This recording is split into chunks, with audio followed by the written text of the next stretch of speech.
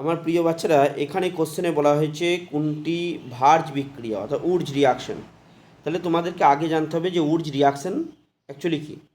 দেখো, খুব সহজে যদি আমরা বলি উডস রিয়াকশনের ব্যাপারে, তাহলে আমরা বলতে পারি যে তোমার কাছে একটা অ্যালকিল হ্যালাইড দেওয়া হয়েছে RX, এবং এটা 2 মলিকুল রিয়াকশন করবে।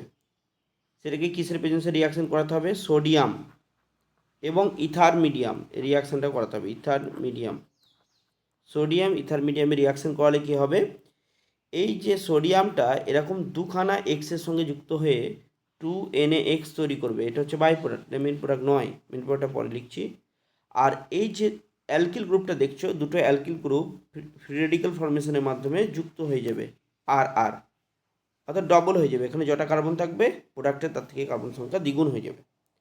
এটাকে বলে উডস রিয়াকশন। এবার তোমরা দেখো এই রিয়াকশনটা এখানে কোথায় আছে। ফার্স্ট রিয়াকশনটা দেখো, RH এর সঙ্গে H2 বিক্রিয়াল অ্যালুমিনিয়ামের প্রেজেন্সে এটা একটা রিডাকশন রিয়াকশন, RH তৈরি হলো। বি যেটা অপশন আছে 2RX, দেখো তার সঙ্গে সোডিয়ামের বিক্রিয়া হচ্ছে ইথার মিডিয়ামে, তাহলে আর তৈরি করছে, 2NX তৈরি করেছে, যেটা এখানে দেখলাম আমরা, এইখানে দেখেছি।